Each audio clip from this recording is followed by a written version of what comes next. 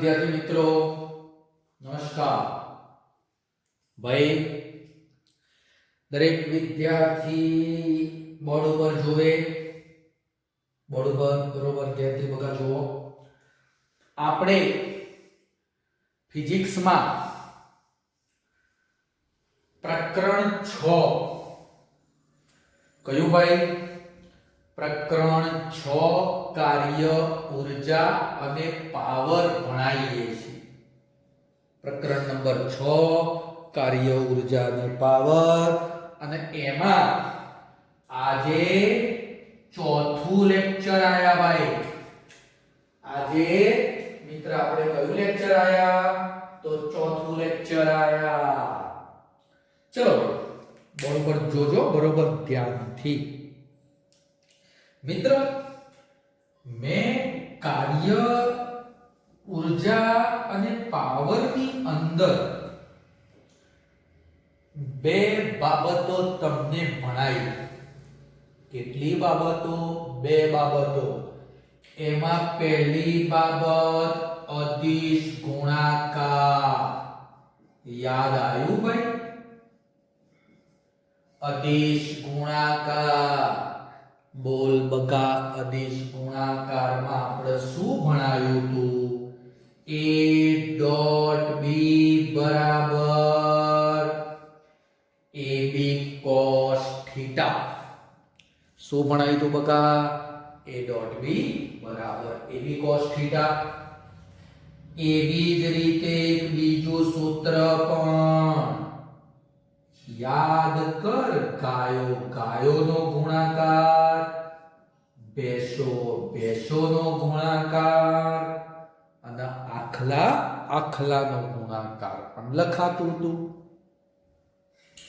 એ સિવાય i dot i, j dot j, k dot k બરાબર 0 અને i ડોટ j બરાબર 1. j ડોટ j બરાબર મિત્ર સોરી હા, i ડોટ i એટલે 1 અને i ડોટ j એટલે 0. j dot k, k dot i, આવા બધા પદો બકા 0 માં. આવા બધા પદો કેવા? 0 માં. ખબર છે? j ડોટ k પછી k ડોટ i, આ બધા 0 કહેવાય. અને આ બધા ઉપરના પદો 1 બનતા હતા. ચલો, આ પતી ગયા પછી મેં કાર્ય ભણાવ્યું હતું. બરોબર ધ્યાનથી જો. કાર્યનું સૂત્ર f b cos થીટા. મિત્ર, તને ખબર હોય તો આ પદ સ્થાનાંતર હતું અને આ પદને આપણે શું કીધું હતું? બળનો ઘટક. સ્થાનાંતરની દિશા. સ્થાનાંતરની દિશામાં બળનો ઘટક. બીજું એક પદ w બરાબર f ડોટ d પણ કહેવાય. f ડોટ d પણ કહેવાય. એના એકમોની મિત્ર મેં ચર્ચા કરી દીધી હતી. ત્યારબાદ કાર્ય ધન હોય, ઋણ હોય અને શૂન્ય હોય એ પણ મિત્ર મેં ભણાવી દીધું. બોલો મિત્ર, આટલા સુધી કમ્પ્લીટ? હા કે ના કહો. બધા મુદ્દાઓ મગજમાં ઉતારી દે હો. બધા મુદ્દાઓ જોઈ લે. ઓવલ્યા. ઓકે? હા,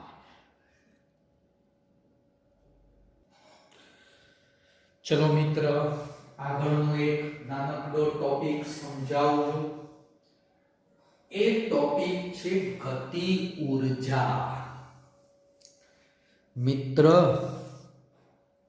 તમે એક પથ્થરને લઈને દોડો, ગતિ કરો. એક પથ્થરને લઈ અને ગતિ કરો, દોડ. અને મિત્ર, માની લો આ રોડ, આ તમે મિત્ર એક પથ્થર ઉપાડ્યો છો, એ પથ્થરને હું આ જગ્યાએ મૂકી આવું છું. માની લો આ જગ્યાએ મિત્ર પથ્થરને લઈ જાઉં છું. બોલો મિત્ર, અહીંયા પથ્થર એક જગ્યાએથી બીજી જગ્યાએ આવ્યો. શું થયું? કાર્ય. મિત્ર, કાર્ય થયું, પણ મિત્ર તમારો પરસેવો પડી ગયો. મોટો પથ્થર હતો, એનો લઈ જવાનો હતો. કહેવાનો મતલબ તમારા શરીરમાંથી ઊર્જા વપરાઈ, ગતિ થઈ. તમે ગતિ કરી, પથ્થરે જો ગતિ કરી કહેવાય. તો ગતિના કારણે મિત્ર જે ઊર્જા વપરાય એને કહેવાય ગતિ ઊર્જા. તો વ્યાખ્યા આવી લખી શકાય. સાંભળજો, ગતિને કારણે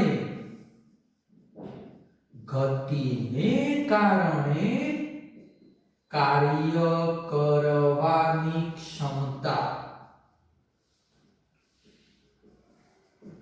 ગતિને કારણે કાર્ય કરવાની ક્ષમતાને ગતિ ઊર્જા કે કહેવાય.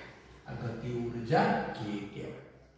કોઈ કે સાહેબ ગતિ ઊર્જા કેમ કે કીધો? Kinetic energy. ગતિ ઊર્જા એટલે બકા કાઇનેટિક એનર્જી નો કે થાય. હવે આગળ ધ્યાન આપ. મિત્ર, માની લે મેં તને કીધું પથ્થરને એક જગ્યાએથી બીજી જગ્યાએ લઈ જવાનું છે, અથવા માની લો એક ગાડીનું ઉદાહરણ આપણે લઈએ. માની લો આ ગાડીનું દળ m છે અને v વેગથી મિત્ર આપણે ગાડીને અહીંયા સુધી લાવવાની છે. હા, ગાડીનો વેગ v છે. તો મિત્ર ધ્યાનથી સમજજે, ગાડી એક જગ્યાએથી બીજી જગ્યાએ આવી, કાર્ય થયું, ગતિ થઈ. તો આ ગતિને કારણે કાર્ય કરવાની ક્ષમતાને શું કહેવાય? ગતિ ઊર્જા. પરંતુ ગતિ ઊર્જાની એક બીજી વ્યાખ્યા આવી પણ છે. ગતિ ઊર્જા કે બરાબર પદાર્થનું દળ પદાર્થના વેગના વર્ગ આ બંનેનો ગુણાકાર. દળ અને વેગનો ગુણાકાર, વેગના વર્ગનો, અને એનું અડધું મૂલ્ય. ફરીથી બોલું છું, પદાર્થનું દળ વેગના વર્ગના ગુણાકારના અડધા મૂલ્યને ગતિ ઊર્જા કહેવાય. જો વ્યાખ્યા આવી, ગતિ ઊર્જા એટલે દળ વેગનો વર્ગ,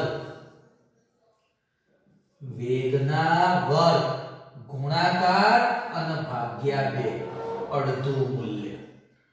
પદાર્થના દળ અને વેગના વર્ગના ગુણાકારના અડધા મૂલ્યને ગતિ ઊર્જા કહેવાય.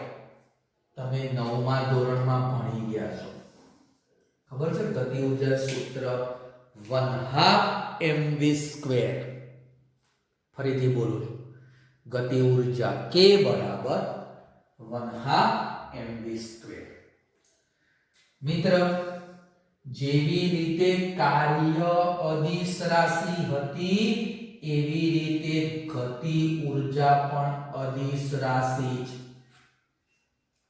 કાર્ય અદિશ હતી અને ગતિ ઊર્જા પણ અદિશ. બીજી બાબત ધ્યાનથી સાંભળજે.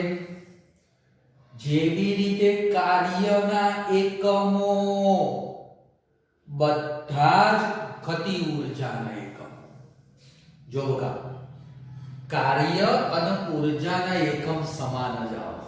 ધ્યાનથી સાંભળજે, કાર્યના એકમ અને ઊર્જા. ઊર્જામાં ઘણી બધી આવે. ગતિ ઊર્જા હોય, સ્થિતિ ઊર્જા હોય, યાંત્રિક ઊર્જા હોય, પણ ટૂંકમાં કાર્યના એકમ બરાબર ઊર્જાના એકમ. તો આના એકમ જો ભાઈ જૂલ લખાય, अर्ग लखाय, इलेक्ट्रॉन वोल्टे लखाय, પછી કેલરી લખાય અને પછી કિલોવોટ અવર પણ લખાય. પારિમાણિક સૂત્ર પણ સમાન. याद होय तो m1 l2 t-2 બધા જ એકમો ધ્યાનથી જુઓ. કાર્યમાં મેં ભણાયા હતા અને પારિમાણિક સૂત્ર પણ મિત્ર એના એ જ હોય. ખાસ યાદ રાખજો ગતિ ઊર્જાનું સૂત્ર 1/2 mv². ફરીથી બોલું છું બગા 1/2 mv². બોલો યાદ રહેશે? જોઈ લો એક વખત.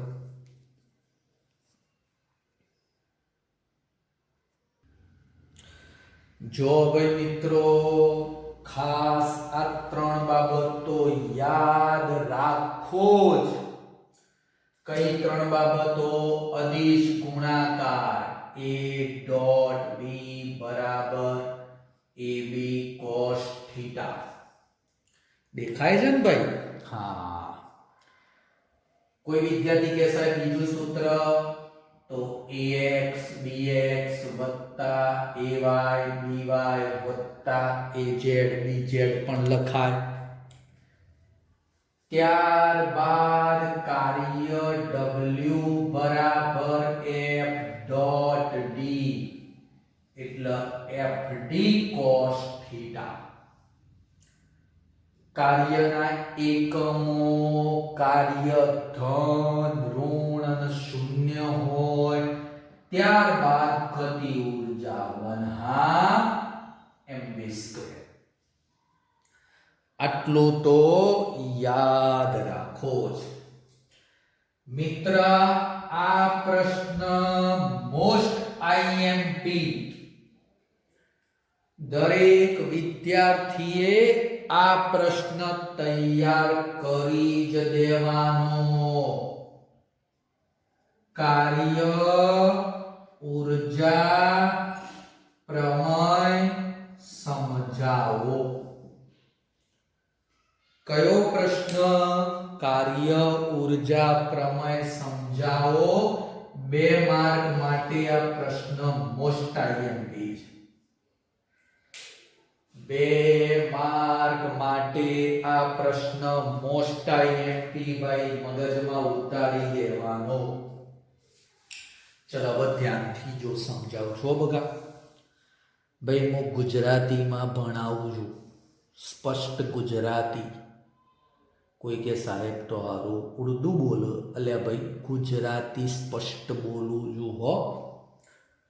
હા ચલો મિત્રો માની લો એક પરિમાણ માટે હું લખું. એક પરિમાણ માટે સીધો રોડ, એક પદાર્થ જેનો પ્રારંભિક વેગ v0 છે. જો બગા હા વેગ v0. પદાર્થનું દળ m છે. પદાર્થ માની લે મિત્ર અહીંયા પહોંચ અંતિમ વેગ v છે. આ પદાર્થ માની લે મિત્ર d જેટલું અંતર કાપે. d જેટલું બકાય એને અંતર કાપ્યું. એક પરિમાણની વાત થાય. ચલો મિત્રો અને ભાઈ વેગનો ફેરફાર થયો. જો બકા પ્રારંભિક વેગ v0 અંતિમ વેગ v, તો પ્રવેગ કયો કહેવાશે? માની લે પ્રવેગ a. તમે બધા જાણો છો અચળ પ્રવેગી ગતિના સમીકરણો. અને આ સમીકરણોમાં ત્રીજું સમીકરણ કયું? v² v0² બરાબર 2ad. v² v0² 2ad. એટલે પ્રવેગ, d એટલે અંતર. આ સમીકરણના દરેક પદને m/2 વડે ગુણતા, ચલો બકા m/2 વડે દરેક પદના આપણે ગુણી દઈએ. ધ્યાનથી જો પહેલા પદને m/2 v², બીજા પદને m/2 v02, ત્રીજા પદને m/2 2ad, m/2 2ad. હા, ધ્યાનથી જો ભાઈ આ પદ શું છે? k બરાબર 1/2 mv² અથવા તો mv²/2 પણ બોલાય ગતિ ઊર્જા. પણ ભાઈ ધ્યાનથી જો આ વેગ એટલે અંતિમ વેગ.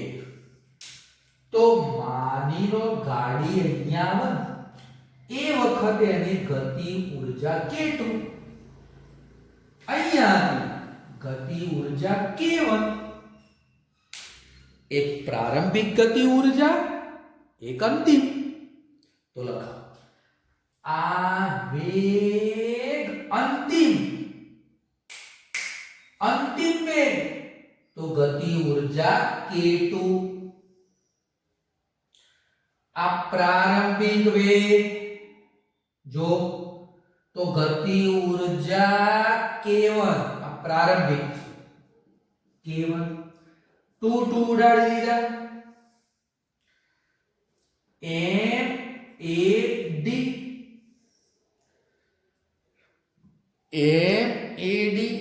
ચલો હજી લખાવો ભાઈ. આ k2 માઈનસ k1. M એટલે F કહેવાય. F બરાબર MA, F બરાબર MA. એટલે MA ની જગ્યાએ F અહીંયા કારણ લખવું હોય તો લખી શકાય. F બરાબર MA. હા, હવે FD એટલે તો કાર્ય W કહેવાય. હા, તો કે સાહેબ k2 k1 એટલે ગતિ ઊર્જાનો ફેરફાર ડેલ્ટા k, અને આને કહેવાય W. FD એટલે W. કોઈ કે સાહેબ FD cos થીટા છે, તો FD છે. એક પરિમાણમાં થીટા 0 એટલે cos 0 એટલે 1 થઈ જાય. આમાં cos 0 એટલે 1 થઈ ગયો એટલે FD થાય. હા, તો આ એક સૂત્ર બરાબર. કોઈ વિદ્યાર્થી કે તો સાહેબ ત્રિપરિમાણમાં કેવું હોય, ચલ એ સમજાય. સહેલું સેમ આના જે ત્રિપરિમાણ માટે આ સૂત્ર કઈ રીતે લખાય? v² - v02 2a.d. a પ્રવેગ, d એટલે સ્થાનાંતર, એટલે પ્રવેગ, અને d એટલે સ્થાનાંતર. આ બંને સદિશ રાશિ એટલે ઉપર સદિશ આવે. તો કોઈ વિદ્યાર્થી કહેશે v² ના ઉપર સદિશ ના. જો એક વસ્તુ મગજમાં ઉતારી, એકલો v હોય તો સદિશ કહેવાય, પણ વર્ગ કરું તો ઉપર સદિશ ના. વર્ગ કરો તો ઉપર સદિશ દોરી શકાય નહીં. કેમ ના દોરાય તું વિચાર. એટલે આ સદિશ ના આવે, અહીંયા ના આવે, આ બે સદિશ આવે.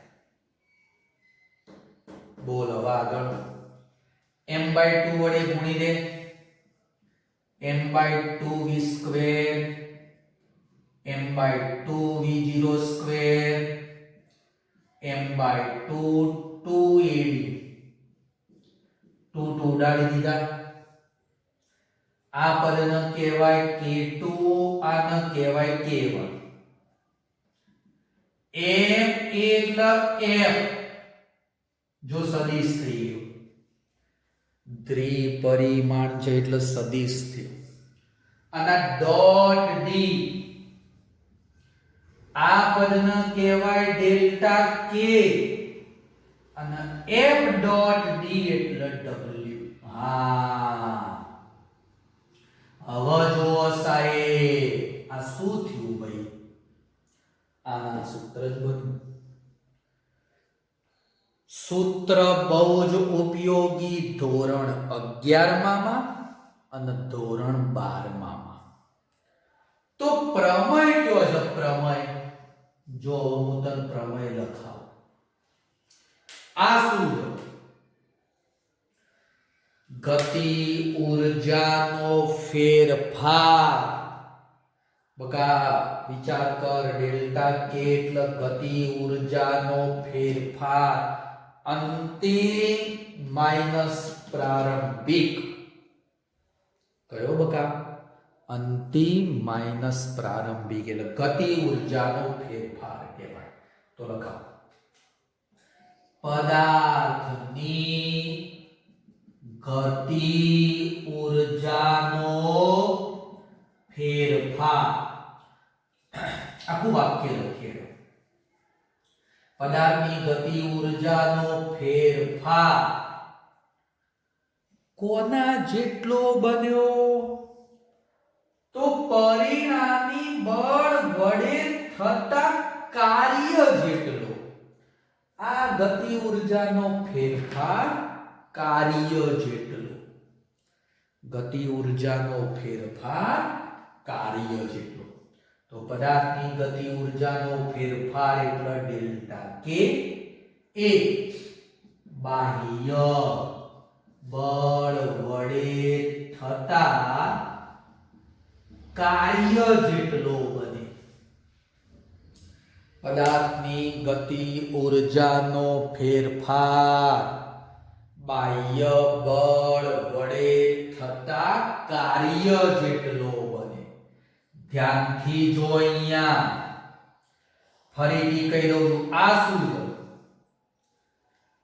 ગતિ ઊર્જાનો ફેરફાર છે. તો આ શું આવ્યું? કાર્ય. તો ફરીથી પદાર્થની ગતિ ઊર્જાનો ફેરફાર એટલે ડેલ્ટા કે એ બાહ્ય બળ વડે થતા કાર્ય જેટલો બને. ગતિ ઊર્જાનો ફેરફાર બાહ્ય બળ વડે થતા કાર્ય જેટલો બનશે. એકદમ સહેલું, ધ્યાનથી જોઈ લે. m/2 વડે ગુણી દીધું, k2 - k1 MAD, MA એટલે અને FD એટલે W. જો પેલી બાજુ એ જ છે. બોલો મિત્રો, યાદ રહેશે ભાઈ? બહુ જ IMP થિયરી એક વખત ધ્યાનથી હજી જોઈ લે. એકદમ સહેલી બાબત છે ભાઈ. પદાર્થની ગતિ ઊર્જાનો ફેરફાર બાહ્ય બળ વડે થતા કાર્ય જેટલો બનતો હોય છે. ચલો ભાઈ મિત્રો, ઉદાહરણ નંબર 2 ધ્યાનથી જોજે ભાઈ. ઉદાહરણ નંબર 2 રકમ વાંચ, ચોપડી બરોબર ધ્યાનથી જો મિત્ર. તમને એક આ વરસાદનું ટીમ્પુ આપેલું છે. 1 ગ્રામ દળ ધરાવે. જો ભાઈ આ ટીમ્પાનું દળ 1 ગ્રામ 10⁻³ કિલોગ્રામ. અહીંયાથી મુક્ત પતન કરે એટલે પ્રારંભિક વેગ 0. વરસાદનું ટીમ્પુ ઉપરથી બકા નીચે પડે છે. હા, 1 કિલોમીટરની ઊંચાઈએથી પડે. જો બકા આટલાથી આટલી ઊંચાઈ 1 કિલોમીટર 10⁻³ મીટર. એ ટીમ્પુ ટીમ્પુ જમીન પર પડ્યું તો મિત્ર એ વેગ કેટલો? જમીન પર પડે એટલે 50 ના વેગથી સ્પર્શે છે. જો બકા વેગ 50 લખી દીધેલું છે. તો ગુરુત્વાકર્ષણ બળ વડે કાર્ય અને અવરોધક બળ વડે કાર્ય, બે કાર્ય શોધવાના. કેટલા બકા કાર્ય શોધવાના? બે કાર્ય શોધવાના. ચલો પહેલા તો હું શું કહ્યું તો ગુરુત્વાકર્ષણ બળ વડે કાર્ય મિત્ર મન મળી જશે. જો બકા સિમ્પલ વસ્તુ છે, અહીંયા લખો ગુરુત્વાકર્ષણ બળ વડે કાર્ય W1 FD જ લખી દો. કોઈ કે કેમ સાહેબ FD? ધ્યાન, ગુરુત્વાકર્ષણ બળ નીચે, આ સ્થાનાંતર dA કયો આવ્યો? નીચે. એક જ દિશા અને એક જ દિશા હોય તો cos 0. એક જ દિશા એટલે cos 0 અને cos 0 એટલે 1. આ 1 થઈ. એટલે W બરાબર શું વધ્યું? FD. F બરાબર ગુરુત્વાકર્ષણ બળ, એનો મતલબ વજન બળ.